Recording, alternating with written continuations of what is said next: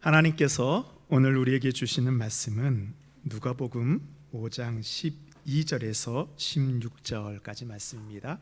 누가복음 5장 12절에서 16절까지 말씀, 신약성경 96쪽에 있습니다. 예수께서 한 동네에 계실 때 온몸에 나병 들린 사람이 있어 예수를 보고 엎드려 구하여 이르되, 주여, 원하시면 나를 깨끗하게 하실 수 있나이다 하니, 예수께서 손을 내밀어 그에게 대시며 이르시되, 내가 원하노니 깨끗함을 받으라 하신대 나병이 곧 떠나니라. 예수께서 그를 경고하시되 아무에게도 이르지 말고 가서 제사장에게 내 몸을 보이고 또 내가 깨끗하게 됨으로 인하여 모세가 명한 대로 예물을 드려 그들에게 입증하라 하셨더니, 예수의 소문이 더욱 퍼지매 수많은 무리가 말씀도 듣고 자기 병도 고침을 받고자 하여 모여오되, 예수는 물러가사 한적한 곳에서 기도하시니라. 아멘. 이것은 하나님의 말씀입니다. 우리가 이제 다른 때에는 별로 사람이 없는 것 같은데요, 이상하게 나만 가면 사람이 많은 곳이 있습니다. 혹시 어디인지 아세요? 식당이요? 네, 배고프신가 본데요. 병원입니다. 병원에 갈 때는 내가 세상에서 제일 아픈 게 같은데, 근데 병원에 가면 어때요? 이 세상 모든 사람들이 다 아픈 사람만 있는 것 같아요. 그리고 나만 가면 이렇게 병원에 사람이 많은지요. 우리가 병원에 가면 세 가지 정도를 합니다. 먼저 접수하고 검사하고 이제 의사를 만나 진료를 봅니다. 근데 이 중에서 뭐가 제일 힘이 드세요? 검사하고 진료하는 것보다 더 힘든 게 있어요. 뭔지 아세요? 맞아요. 기다리는 거예요. 분명히 예약을 하고 갔는데도 간호사 선생님은 웃으면서 내 이름을 불러주지 않습니다. 어쩔 도리가 없습니다. 나의 이름 불러줄 때까지 기다려야 합니다. 큰 병원 갈 때는 더 합니다. 아침에 병원에 들어갔는데 저녁 때가 다 되어서야 나오게 됩니다. 사실 진료하고 검사하는 데에는 1시간도 걸리지 않는데 기다리는 시간이 몇 시간이나 됩니다. 우리가 성경에는 이런 환자의 마음을 가장 잘 알아주는 그런 복음서가 있습니다. 바로 오늘 우리가 함께 봉독한 누가복음입니다. 누가복음을 보면 환자를 치료하시는 예수님의 모습이 잘 나타나 있습니다. 누가는 누가복음과 사도행전을 기록하였고요, 그의 직업이 의사였습니다. 그래서 누가의 눈에는 누가 보여요? 환자와 그 환자를 치료해 주시는 예수님의 모습이 다른 제자들에 비해서 더 잘 보이고 그것이 더 중요한 의미였습니다. 그 사람이 질병이 무엇이고 상태가 어떠했는지, 예수님이 어떻게 치료해 주셨는지를 누가는 아주 자세히 기록하였습니다. 오늘 예수님께서 한 동네에 계십니다. 누가에게 있어서 그 동네가 어느 동네인지 중요하지 않습니다. 그곳에 있는 환자가 중요합니다. 그 환자는 나병이 들린 사람입니다. 나병은 요즘에는 말하지 않지만 예전엔 문둥병이라 불렀고 지금은 한센시 병이라고 합니다. 예전에는 이 한센시 병이 전염이 된다고 해서 어떻게 해요? 격리를 시켰습니다. 근데 지금은 치료법이 발달해서 리파피신이나 몇 가지 약을 먹으면 치료가 돼서 이제 우리나라에서는 더 이상 한센시 병이 발병하지 않습니다. 하지만 예수님이 살던 시대에는 나병은 저주받은 병이었습니다. 성경에서도 나병에 걸리게 되면 신 하나님께 저주받은 사람이라고 여겼습니다. 우리 레위기 13장 46절 보시면, 병 있는 날 동안은 늘 부정한 것이라 그가 부정한즉 혼자 살되 진영 밖에서 살지니라. 나병에 걸리게 되면요, 그는 그때부터 부정한 사람이 되게 됩니다. 근데 이 부정하다는 것이 나만 부정한 것이 아니고 이런 부정한 사람, 나병 환자와 함께 있고 접촉을 하는 사람까지 같이 부정함을 잊게 되는 것입니다. 그래서 율법에서도요, 나병에 걸리게 되면 사람들과 함께 지내지 못하고 집 밖으로 따로 내쳐서 살게 됩니다. 그래서 나병에 걸리게 되면 세 가지로부터 분리되게 됩니다. 첫 번째로는 공동체 사회로부터 분리를 당합니다. 어떠한 직업도 가질 수 없습니다. 마을 사람들 가족으로부터 버림을 받습니다. 사회생활도 할 수 없습니다. 그 전까지 그가 얼마나 대단했는지는 모르지만 나병에 걸리는 순간부터 그는 쓸모없는 사람이 되게 됩니다. 두 번째로 가족으로부터 분리를 당합니다. 다른 병에 걸리잖아요. 그러면 가족들이 다 나서서 어떻게 고치려고 하지만 나병은 신으로부터 저주받은 질병이기 때문에 가족들도 어쩔 수 없이 그를 내치게 됩니다. 예전에 우리나라도 그랬잖아요. 나병에 걸리면 어떻게 돼요? 호적에서 지웁니다. 그리고 이쪽에 있는 소록도이나 애영원으로 보내 아예 인연을 끊고 살았습니다. 죽은 것으로 여겼어요. 가족은 사람들에게 있어서 가장 소중한 존재입니다. 그 소중한 존재인 가족으로부터 버림받는 것처럼 큰 아픔은 없을 것입니다. 세 번째 부분은 종교로부터 분리를 당합니다. 사회로부터 가족으로부터 버림을 받더라도 종교는 사람들이 기댈 수 있는 마지막 희망이고 소망입니다. 그러나 나병 환자는 하늘로부터 저주받은 사람이기 때문에 종교적으로도 더 이상 희망이 없습니다. 그래서 나병 환자는요, 살아있으나 죽은 사람이 됩니다. 오늘 말씀에 있는 나병 환자가 바로 이런 사람입니다. 사회로부터 가족으로부터 또한 종교로부터도 버림받았습니다. 인생에 있어서 이처럼 불행한 사람이 있을까요? 우리 가운데 혹시 이 말씀에 나오는 나병 환자 같이 힘들고 어려운 분이 있나요? 어쩌면 본문의 나병 환자 같이 질병으로 고통당하고 여러 가지 문제로 인해서 나 홀로 힘들어하는 분이 계실 수도 있습니다. 지금은 아닐지 몰라도 어쩌면 미래에 우리의 모습이 이것일지도 모릅니다. 모든 것으로부터 단절되어서 우리의 삶이 나병 환자같이 부정당할 때 우리는 어떻게 해야 될까요? 다시 예전으로? 아니, 삶에 대한 소망을 가질 수 있을까요? 오늘 말씀을 통해서 하나님이 주시는 말씀으로 깨끗하게 되는 우리 모든 성도님들 되시기 바랍니다. 첫 번째로 예수님과 함께 있을 때 우리에게 소망이 있습니다. 본문에 읽는 우리에게 한 단어가 우리의 가슴을 쿡 찌릅니다. 우리 12절 상반절에 보면 예수께서 한 동네에 계실 때 온몸에 나병 들린 사람이 있어. 온몸에 나병 들렸다. 이 단어가 나병 환자의 모든 아픔을 담고 있습니다. 의사 누가는 그 사람을 정확히 보았습니다. 조금만 나병 들리는 것이 아니고 온몸에 다 나병이 퍼져 있습니다. 눈뜨고 볼 수 없는 심한 상태입니다. 이제 어떤 방법으로도 고칠 수 없습니다. 이 사람이 할 수 있는 것이라고는 구약 성경에 나병에 걸려서 아내로부터까지 버림받은 욥 아시죠? 욥이 어떻게 살았어요? 자신이 태어난 생일을 저주하면서까지 죽음을 갈구했습니다. 저는 목회자이기 때문에 중환자실에 신방을 가는 경우가 종종 있습니다. 근데 중환자실에 가서 우리 신방하게 되면 온몸에 꽂아놓은 주사줄과 여러 가지 선들이 어지럽게 환자에게 연결되어 있습니다. 혈압, 맥박, 산소 포화도 같은 바이탈 사인을 보여주는 그런 모니터들이 3개, 4개 줄줄이 매달려 있습니다. 스스로 호흡도 하지 못하고 산소호흡기에 의지하고 있는 모습을 보면 정말로 눈뜨고 쳐다보기가 어렵습니다. 아마 예수님 앞에 선 나병 환자가 이 중환자실에 숨만 붙어있는 환자 같은 모습일 것입니다. 누가는 이런 나병 들린 사람에게 오늘 가장 큰 은혜가 임할 것을 우리에게 암시해 주고 있습니다. 바로 예수님께서 이 나병 들린 사람과 같은 동네에 계신 것입니다. 나병 들린 사람은 그 당시 어떤 의술로도 고칠 수 없습니다. 그러나 지금 예수님이 이 나병 들린 사람과 같은 한 공간에 있습니다.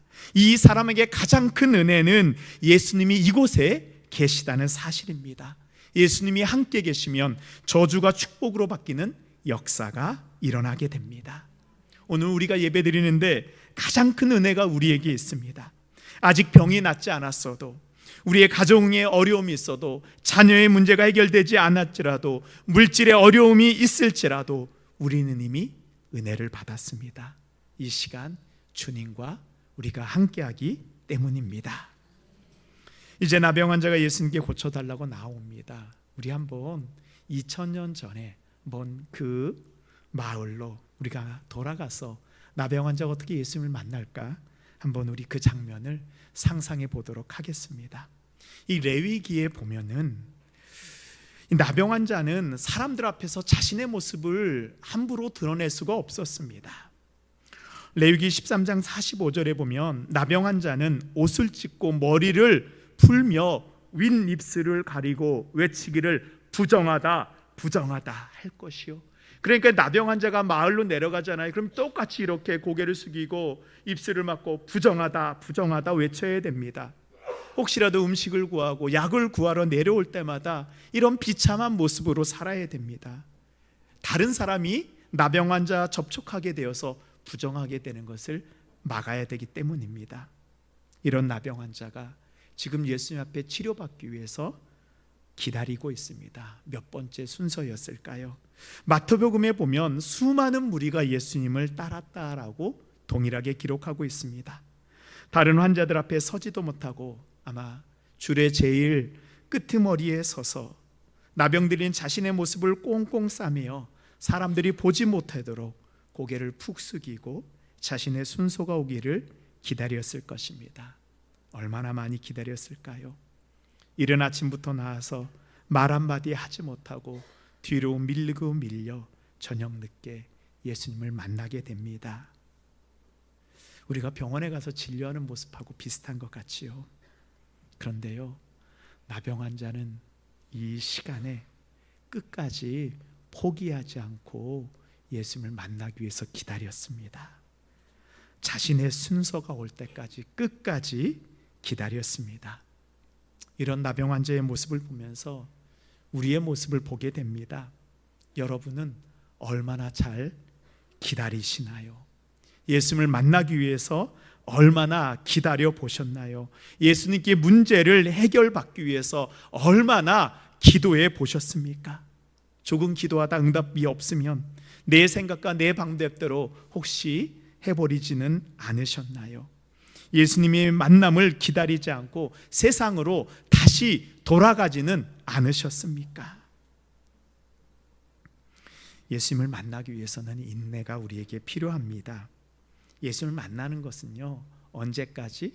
예수님을 만나는 그 순간까지 끝까지 기다리는 것입니다. 그래서 누가복음 21장 19절에 이렇게 말씀하였습니다. 너희 인내로 너희 영혼을 얻으리라. 우리가 주님을 만나기 위해서 인내할 때 우리의 영혼이 구원을 받는 것입니다.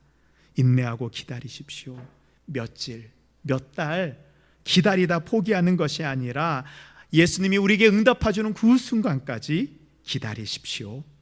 우리의 신앙도 마찬가지입니다. 조금 예수님 믿어보고 조금 신앙생활 해보고 조금 교회 다니고 나서부터 조금 헌신하고 나서 아무것도 응답되지 않는다고, 이루어지지 않는다고 불평하고 돌아서는 것이 어쩌면 우리의 모습일지도 모릅니다. 사랑하는 성도 여러분, 예수님이 우리와 함께하는 것이 축복입니다. 예수님 앞에 나아가는 그 순간까지 인내하며 기다리십시오. 인내는 연단을 소망을 이루어내실 것을 믿습니다. 아멘. 두 번째로 나의 주도권을 예수님께 내어드리십시오. 나병 환자가 드디어 예수님을 만나게 됩니다. 꽁꽁 숨겨왔던 이 자신의 몸을 이제 옷을 풀어헤치며 예수님 앞에 나옵니다. 12절 말씀입니다. 예수를 보고 엎드려 구하되 주여 원하시면 나를 깨끗하게 하실 수 있나이다. 나병 환자가 지금 어떻게 해요? 예수님 앞에 엎드립니다. 엎드림은 나는 당신의 종입니다. 나의 모든 것을 당신께 맡긴다는 고백입니다.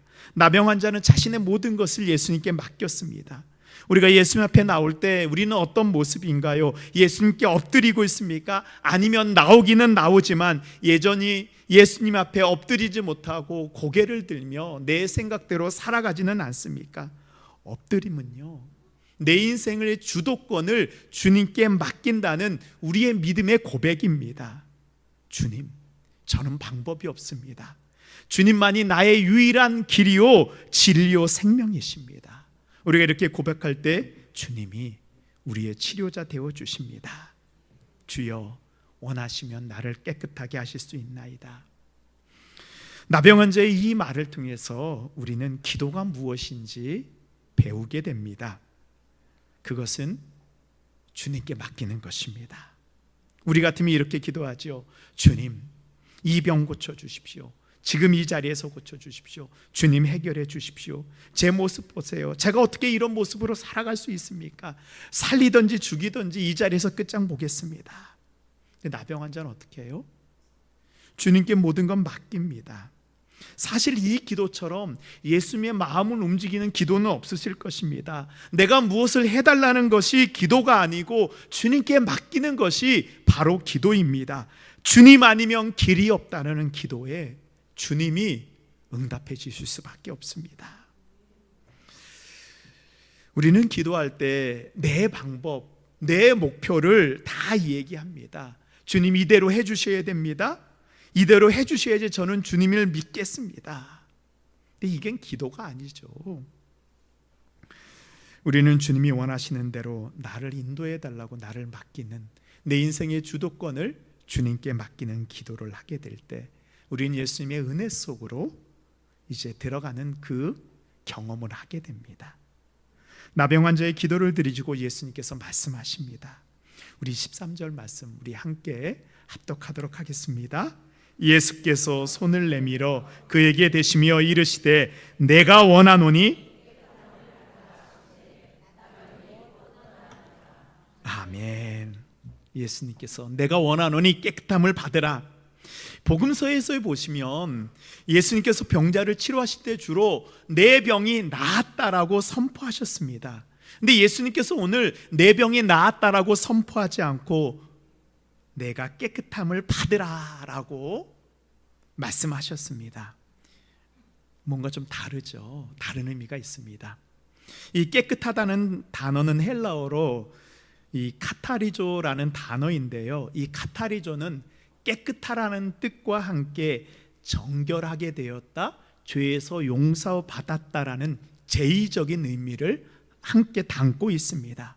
그러니까 지금 예수님께서는 이 나병 환자의 병만, 육체만 깨끗하게 치료하시는 것이 아니고 그의 부정함을 입은 부분까지, 육체의 부정함과 영혼의 부정함까지 지금 깨끗하고 정결하게 거룩한 존재로 예수님이 회복시켜주고 있습니다.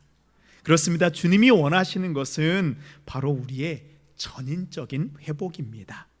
예수님께서는 나병 환자의 육체의 질병만 고치는 것이 아니고 그 나병원에서 분리되었던 공동체와의 분리, 가정에서의 분리, 하나님과의 분리되었던 그 깨어졌던 모든 관계를 지금 회복시켜 주시고 있습니다. 본문에서 이 나병 환자가 예수님을 어떻게 치료하고, 예수님께서 나병 환자를 어떻게 치료하나요? 누가는 의사이기 때문에 이것을 그의 차트에 정확히 기록하였습니다. 다른 곳에서 보면 예수님께서는 말씀으로 치료하는 경우가 많이 있었습니다. 그런데 오늘 예수님께서 친히 손을 내밀어 나병 환자에게 손을 대시며 치료하고 있습니다. 근데 다른 질병과는 달리 나병은 접촉만 해도 그 사람이 부정함을 입게 됩니다. 레위기 5장 3절에 보면 만일 부지 중에 어떤 사람의 부정에 닿았는데 그 사람의 부정이 어떠한 부정이든지 그것을 깨달았을 때에는 허물이 있을 것이요. 내가 어떤 사람을 접촉했는데 그 사람이 부정하다는 것을 내가 알게 되잖아요. 그럼 나도 이미 부정하게 되는 것입니다.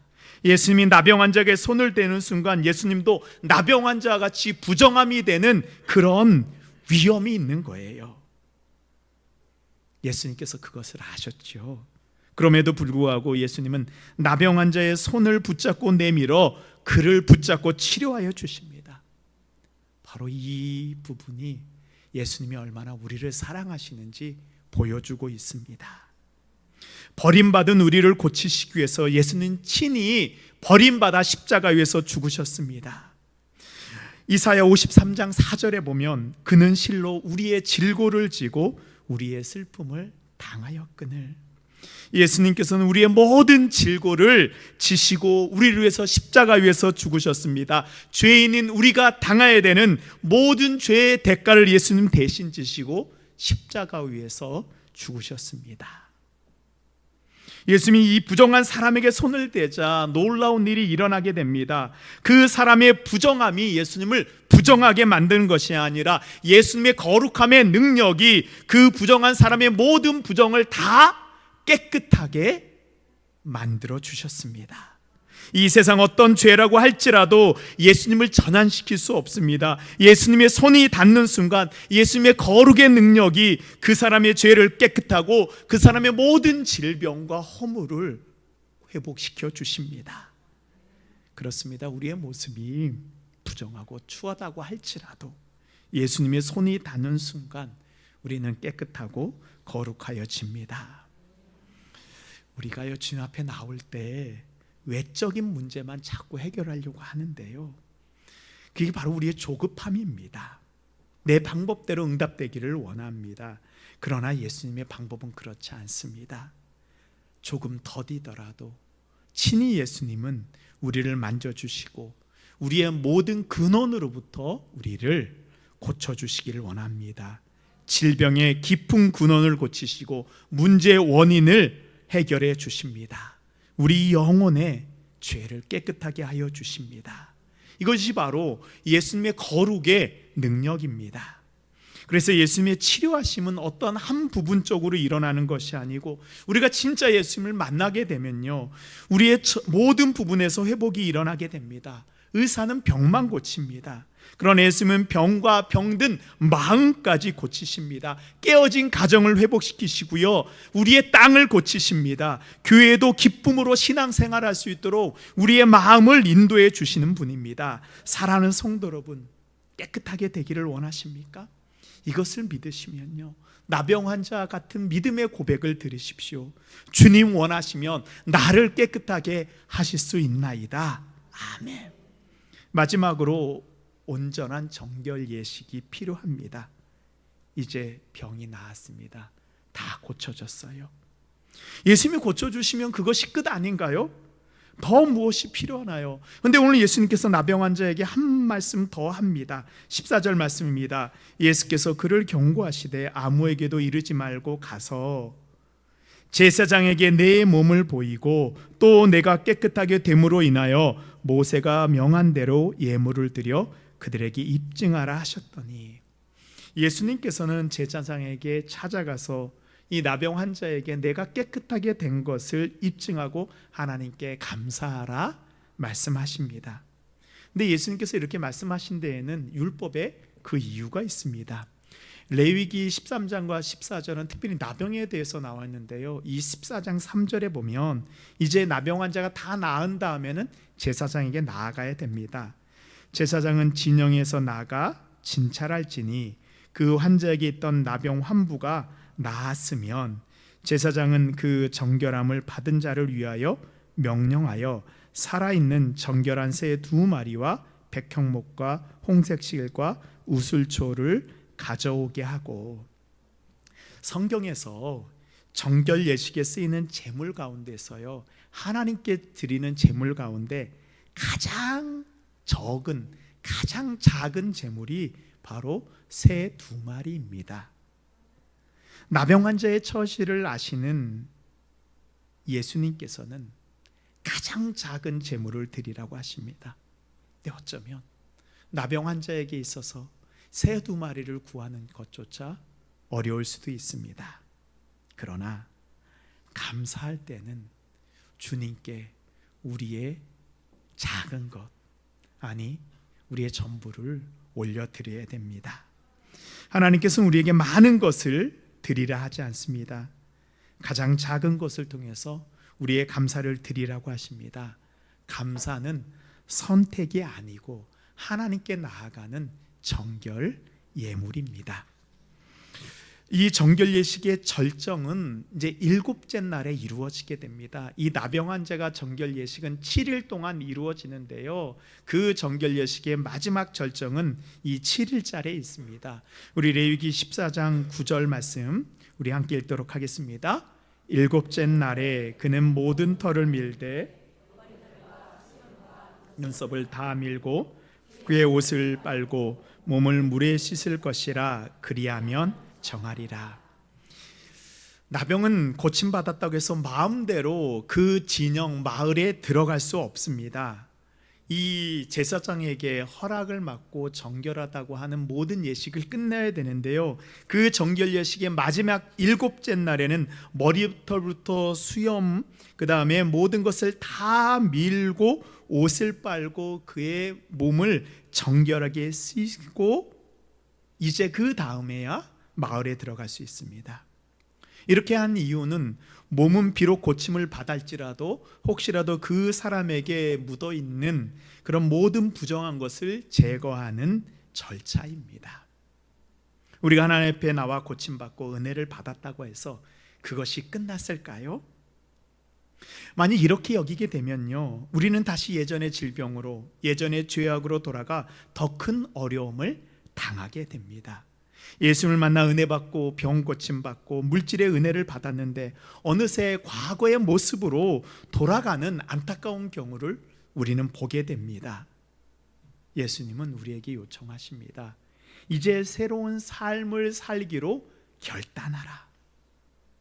이 수염과 머리털은요, 그 당시에 바로 남자의 상징입니다. 권위의 상징입니다. 그러나 그것을 다 밀어버리는 순간 무엇이 돼요? 나는 아무것도 없는 새로운 바닥으로부터 새로 삶을 시작하는 것입니다. 나는 아무것도 없습니다. 이제 하나님이 나를 새로 세워주십시오. 과거의 죄와 잘못된 습관으로부터 우리는 완전히 결별해야 됩니다. 하나님이 주시는 진짜 축복은 내가 경고침 받고 은혜 받고 물질이 해결된 것이 아니고요, 우리가 어떠한 삶을 사는 거가 바로 하나님이 주시는 가장 큰 축복입니다. 우리의 삶을 정결하게 살아갈 때 하나님께서는 우리의 모든 것을 완전히 회복시켜 주십니다. 이것이 바로 예수님이 우리를 회복시켜 주시는 전인적인 회복입니다. 우리를 깨끗하게 하시는 것입니다. 사랑하는 성도 여러분, 우리가 살다 보면 다른 사람에게, 차마 가족에게도 말하지 못하는 우리의 죄악된 부분, 우리의 연약한 부분들이 있습니다. 우리의 질병이 있어요. 근데 어떻게 해요? 예수 앞에 나오십시오. 나의 질병, 나의 연약함을 가리고 있던, 그 둘둘 싸매고 있던 그 모든 옷을 다 예수 앞에 벗어버리고 예수 앞에 나와 예수님 앞에 나를 깨끗하게 해 주십시오. 주님 원하시면 우리 가정을 정결하게 하여 주십시오. 주님 원하시면 나의 자녀를 고쳐 주십시오. 주님 원하시면 나의 직장을 해결해 주십시오. 주님 원하시면 나의 질병의 문제를 고쳐 주십시오. 주님 원하시면 나의 모든 물질적인 문제를 고쳐 주십시오. 예수 우리에게 말씀하고 있습니다. 내가 원하노니 깨끗함을 받으라.